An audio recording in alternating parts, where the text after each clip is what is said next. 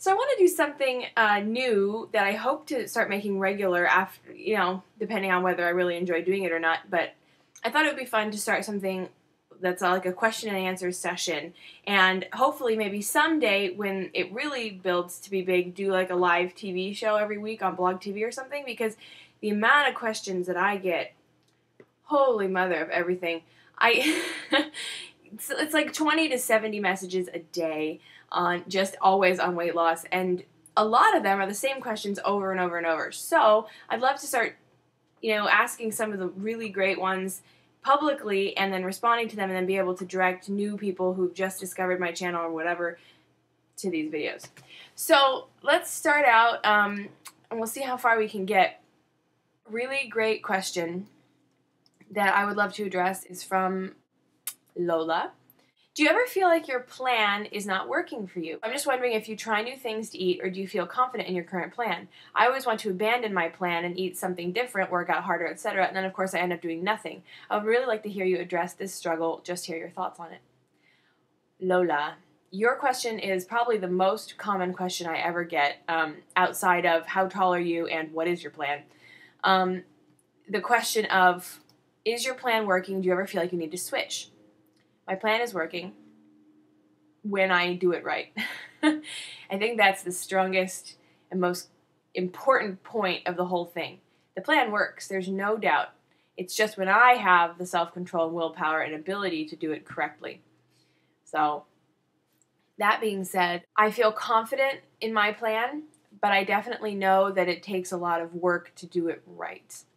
I think the reason most people ask, do you feel like switching it up? Do you feel like switching it up? Comes back to the things I've been saying in my last several videos, which is we have a severe sense of immediacy in the United States in particular, but as humans, we want it now.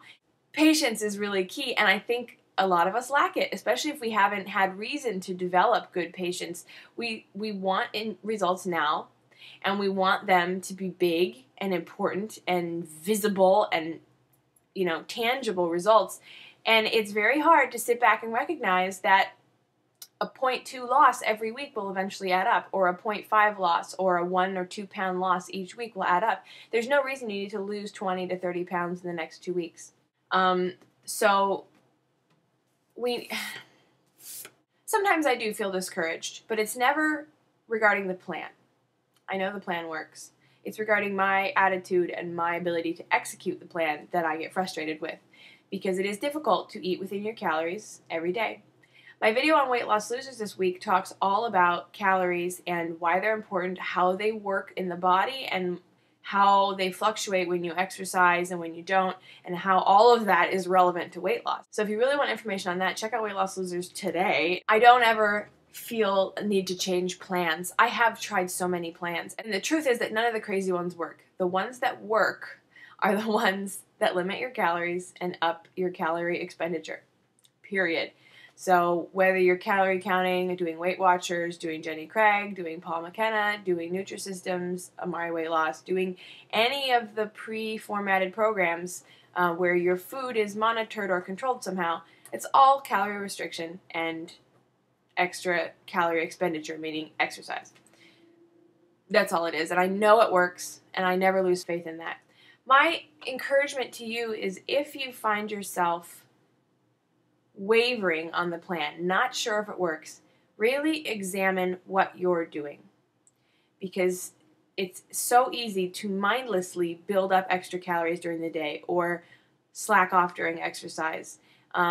It's very easy, and I find myself all the time fudging it a little bit in my head until I really write it down, and then I realize, oh, okay, here's where I'm going wrong. So start writing things down, start keeping track, and notice your patterns, because I think you'll find that your behaviors are somewhat unconscious, and those that you make conscious and get a hold of will really determine your success within the plan. As for trying new foods, all the time. I'm all about trying new stuff and getting my hands on new kinds of food, new ways of eating food. That's why I do the grocery hauls.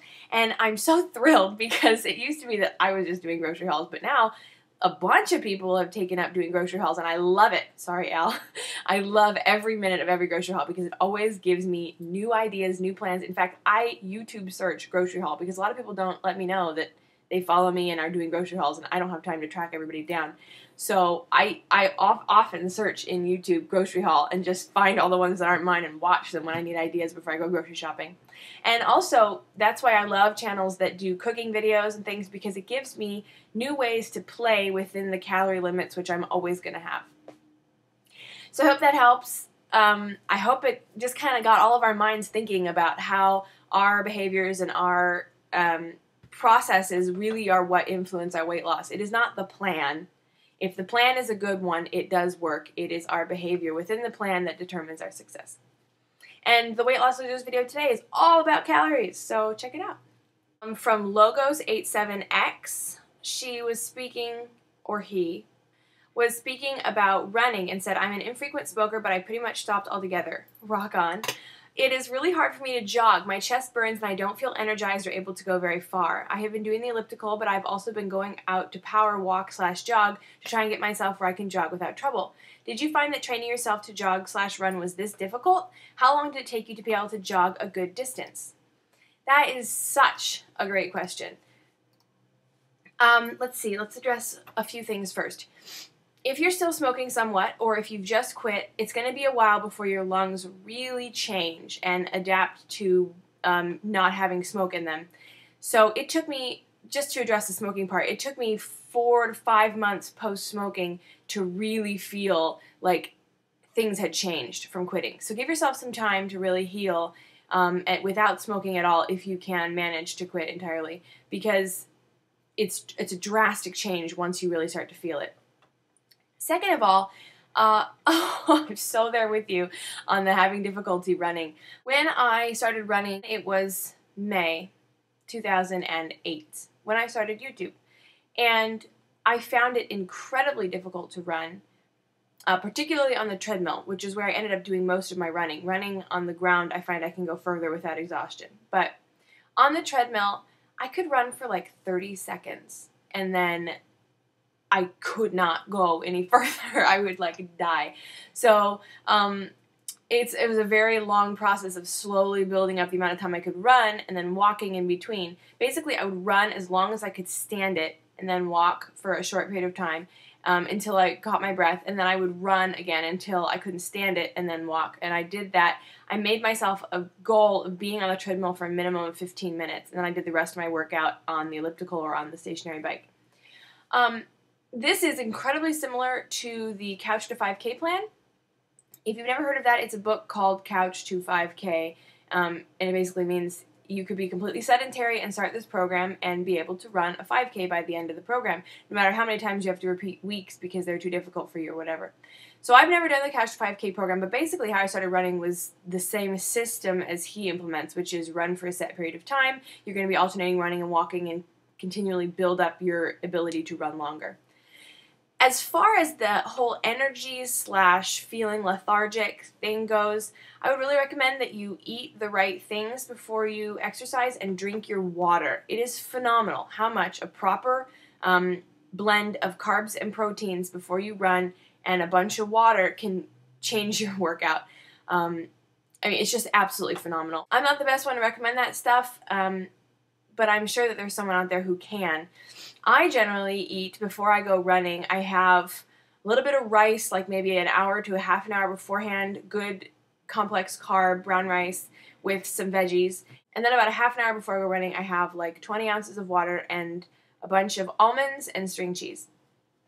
Someone who would be really good to ask about all of this is Sarsy, S-A-R-S-Y, and I'll put her link over there. She's like my running teacher. She's really the person to go to. So I hope that helped, and really a great resource would be Sarsy, and then she's got recommendations for books and magazines and websites and all that jazz.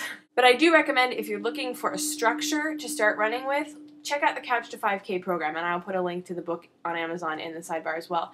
I've never done it, but I know so many people who are doing it. I know it's an effective program, and I know it's very similar to how I started running, so. Heart, I hope we can do this regularly. I mean, I could do a Q&A session video every day, but I think you would get sick of it, and I would certainly get sick of it. So I'll just pick a couple every now and again and address them in a video.